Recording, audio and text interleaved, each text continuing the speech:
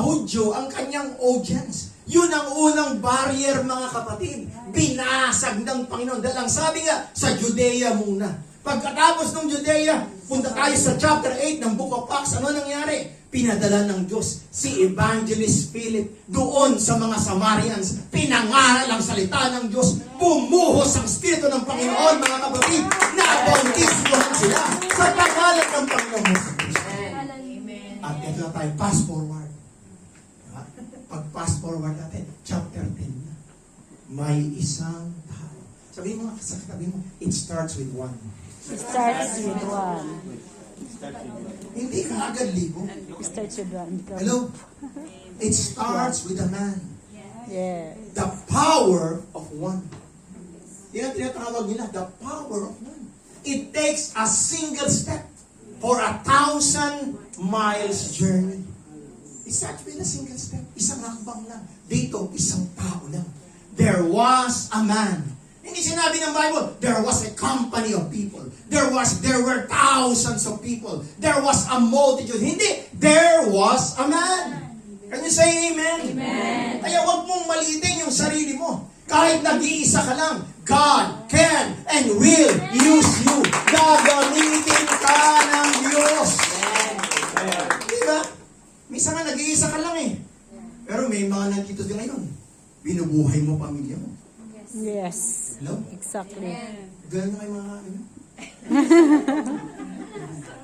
Maskulado na. Diba? Minsan minamalit mo yung sarili mo. Minsan nagpipiti party ka. Pero tandaan mo, may ginagawa ka ngayon. Ginagamit ka ng Diyos at gagamitin ka pa ng Panginoon.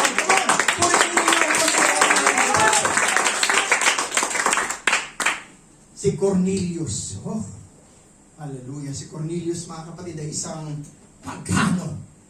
Ha? Siya'y labas sa pamilya ng Diyos. Pero grabe. Sabi ba, grabe. Grabe. Ang kanyang mga kwalifikasyon. Sino rito nakapag-apply na sa kumpanya? Amen. Amen. Ano naman kayong bago? Amen. SM. Para mas simple, nag-apply sa agency. Imposible naman hindi yung ginawa yun, di ba? Hindi pa sa bigla na akong sumulpot sa hindi. Di ba? Nag-apply ka. Anong hinahanap? May mga kwalifikasyon. Tama ba, mga kapatid? Yes. Hanapan ka ng pasaporte. Kailangan, ano ka pa, bago ka magkaroon ng pasaporte, kailangan meron kang BIR, NBI.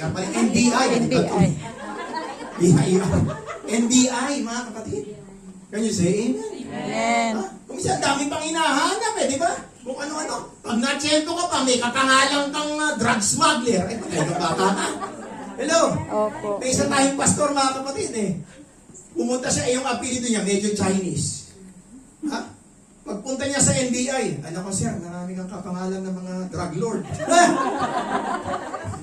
Totoo talaga, hindi ito joke, totoo. Tawa kami ng tawa. Kaya ang tagal niya, bago siya nakapasyal sa abroad, mga kapatid, inayos muna niya. Hanapin pala itong mga taong ito. Oh, okay, hindi nga ikaw ito. Ikaw nga ito. Tuloy, no? Sa wakas, nakalabas siya. So, si Cornelius, mga kapatid, ang una niyang qualification, sabi ng Bible, he was a centurion. Sabi niya nga centurion. Centurion. Sino nakakain na nung sardinas na century? Yun, di ba? Century tuna. Anong ibig sabihin ng century? 100. Ayan. Century means 100. 100 years. 100 yan, mga kapatid.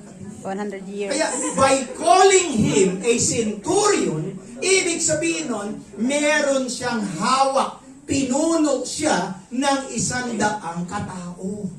Ayan. Sa Roman army, siya yung centurion. May 100 na tao na sumusunod sa kanya, mga kapatid. Ibig sabihin, mataas ang ranggo. Hello? Naku, sa atin pa naman, ano? Kasi, pagka magtatrabaho ka, it's not what you know. It's whom you know. Yes. Backer. Sino yung kilala mo? Sino yung backer mo? Backer. Kilala ko po si Mayor. Uy, talaga. pakilala ko po si Major. Sino Major? Major Trouble.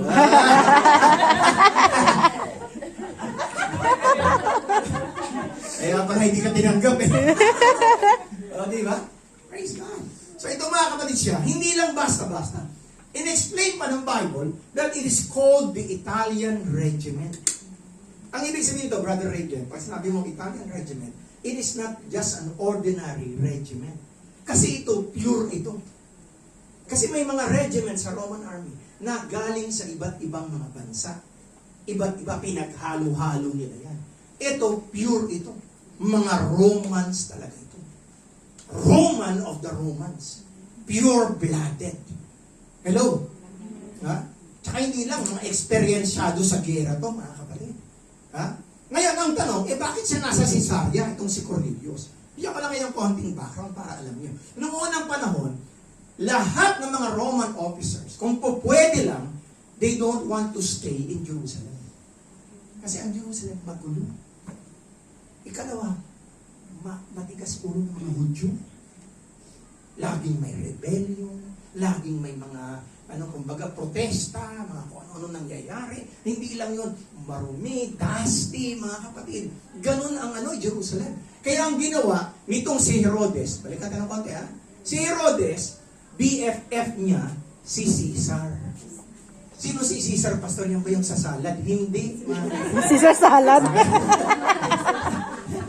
Nilinaw wala, sister, kasi baka kayo nagluluto lagi, baka iniisip po yung dressing na yan. Hindi.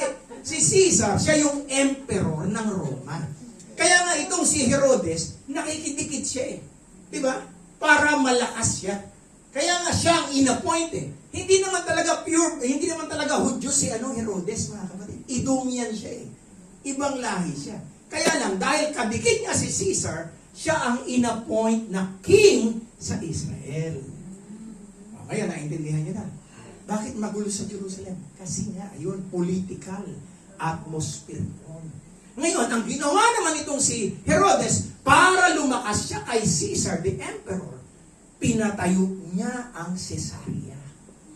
Inayos niya ang Caesarea, lugar ito. Tabi ito, kumbaga resort, tabing dagat ito mga kapatid. Ang ginawa niya, yung mga architect niya, ginaya niya kung ano ang estilo sa Roma, ganun din sa Caesarea. Kaya yung mga opisyal ng Roman Empire, they want to stay in Caesarea. Kasi parang kang nasa Roma eh. Parang kang wala sa malayong lugar, nandito ka, nandun ka pa rin. At home ka. Naintindihan niyo na ngayon, ha? Kaya napakapalad nitong si Cornelius. Pero, sa tagal ni Cornelius, doon sa Middle East, mga kapatid, may nangyari. Tuloy natin, verse 2. Yan yung mga tao na hindi Hudyo, pero nakilala nila ang tunay na Diyos. Mga kapatid. Wow. Hello? Tanong ko sa inyo, may makilala ba kayong mga tao na may takot sa Diyos? Parang ngayon, panahon natin, parang kumukunti na eh, no? Ha? Minsan may mga preacher pa nga eh. May narinig ako, sabi niya, yung Bible, hindi yan totoo. Huh! Naturingang mga ngaral. Naturingang kunwari, lingkod ng Diyos. Lingkod ka ng Diyos, sasabihin mo, ang Biblia hindi totoo. Abay, something is wrong. Hello? Pero si Cornelius, mga kapatid, iba siya. Sabi niyo nga, iba siya. Ha? Naniniwala siya sa Diyos. Bagamat siya'y Romano, mga kapatid, pero sa kanyang puso, nakilala niya ang kapangyarihan ng tunay na Diyos. Amen. Hallelujah. Para siyang si Saulo, binuksan ng Panginoon ang kanyang isipan. Very good. Sabi niyo nga, check. Parang nag-a-apply, may checklist tayo. Number 2. Ang sabi ng Bible, along with his whole household. Ito, hindi naman, wala lang natanong sa inyong personal kasi pahiya kayo.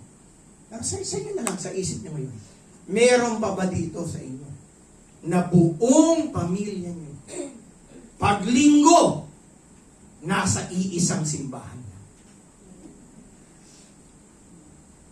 Pati si pinsan mo, si uncle mo, si ante mo. Pag sinabi kong buong pamilya, pamilya.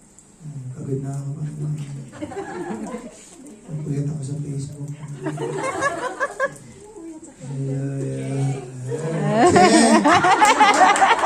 May ex ata yun. Parang hindi check yun, mga kapatid. Check yung pagpuyat. Nakapanood nung mga marites sa YouTube. Hello! Pero grabe si si Cornelius, mga kapatid. Grabe siya. He prayed to God. Sa King James, he prayed to God always. Dapat na kayo maagtangter. Lagi siyang nananalangin sa Diyos, mga kapatid. Wow. Check na naman tayo. Apat. Ngayon, i-summarize natin yung apat na to. Compare yourself. Yes. Medyo tahimik, no? Medyo katahimikan. Kung sinabi kong compare yourself, medyo ang naiisip mo, X sa iyo. X. Diba? Anong nangyari? So, ibig pala sabihin, qualified pala itong si Cornelius. In other words, pwede nating sabihin, langit na talaga to si Cornelius. Baka hindi lang, Sir Gemma, baka lagpas pa. Hello? Hindi ba? Paso. Sa ano pa? Sa mga, yung mga sugarol. Paso na yun eh. Sumobra ka na. Oo. Grabe siya, mga kapatid ko. Pero ano? May ginawa ang Diyos. Tandaan niyo ito, mga kapatid. Naalala ko yung nanay ko. Alam naman ang lahat to eh. Ang nanay ko po nagtrabaho sa club. Your acts of charity have come up as a memorial offering before God. Now, gusto ko maintindihan nyo ito, mga kapatid. Kasi may mga nagsasabi. Ha? Alam mo, Brother Raylen, mabait naman ako eh. Hindi ako masamang tao. Hindi ako kagaya ng mga nasa one child.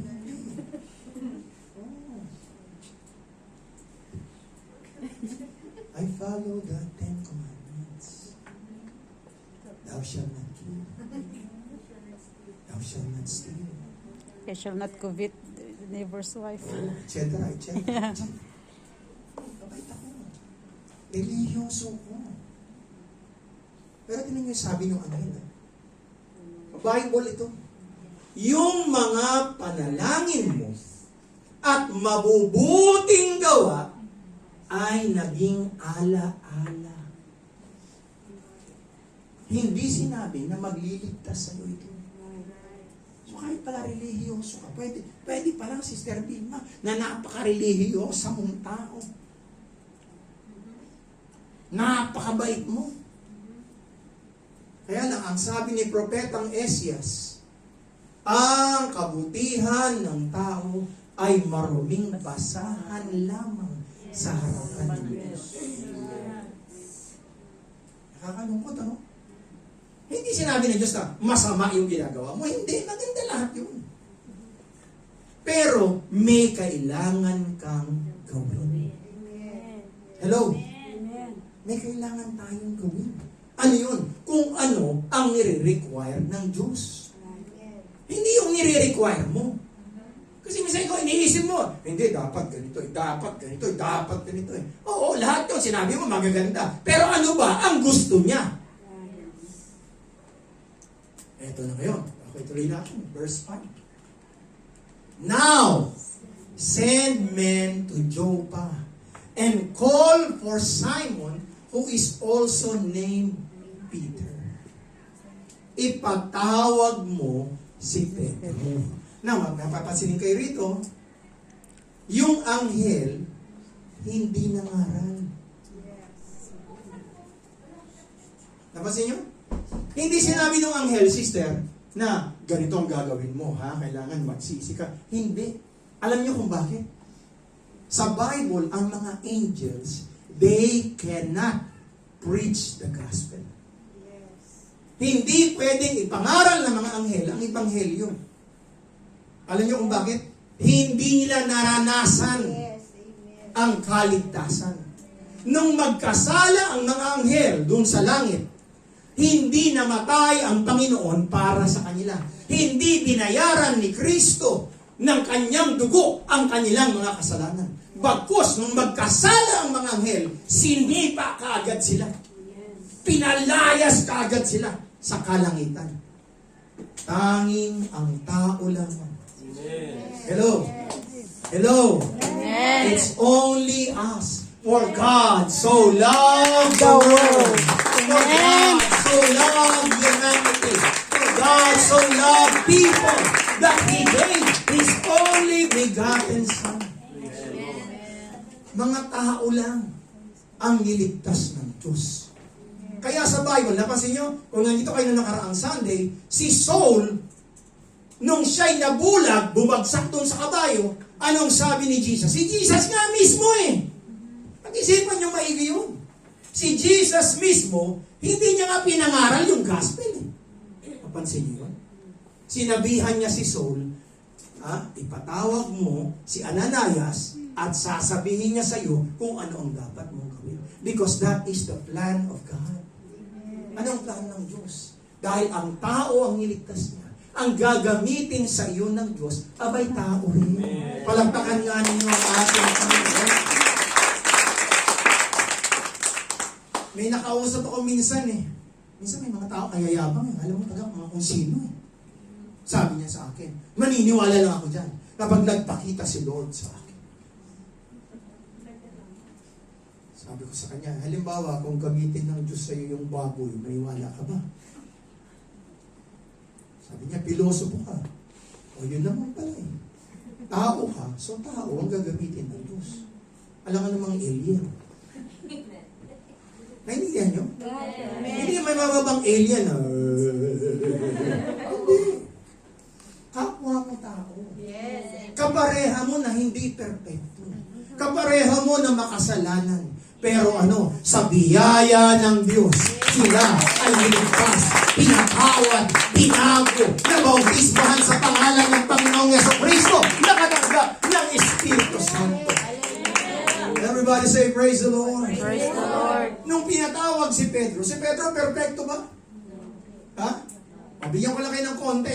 Habang nangyayari ito kay Cornelio, sabi ng Bible, si Peter din nananalangin. Habang nananalangin siya, nakakita rin siya ng pangitain. Sa kanya, iba naman, kasi mananampalataya na siya. Ano ang nangyari? May kumot galing sa langit.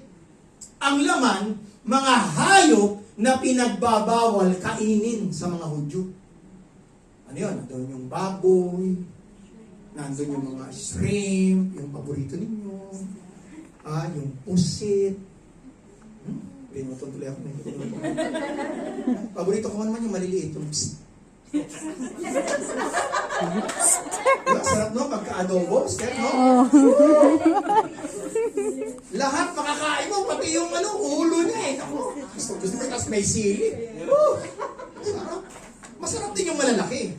Kaya alam minsan, dahil pag medyo sira ng ngipin mo, kalaban mo yan eh. Makunat eh, no? Oo. Sarap mga kapatid. Tama na. Pinuto. Sabi ng boses galing sa langit, Pedro, kumuha ka at kainin mo. Sabi ni Pedro, Panginoon, hindi ako kakain yan. Kasi si Pedro, ano yan siya? Solid yan siya. Debotado rin. Sabi niya nga, debotado. Debotado. Nakita niyo sa ating text ngayon, may dalawang debotado. Hindi lang si Cornelio. Si Pedro din. Debotado siya sa Old Testament, sa Lumang Tipan, sa kautusan ng Panginoon. Kahit nga't Kristiyano na siya, pero pinanghahawakan pa rin niya ang Judaism, ang batas ni Moses. Sabi nung tinig, si Lord yun, mga kapatid, si Lord yun, kasi kausap niya. Kaya minsan may problema. Minsan matigas ang ulo. Yung mga matagal. Sorry. Aminado rin ako dyan. Kasi marami na tayong mga... Ito lang, bigyan ka ng sample.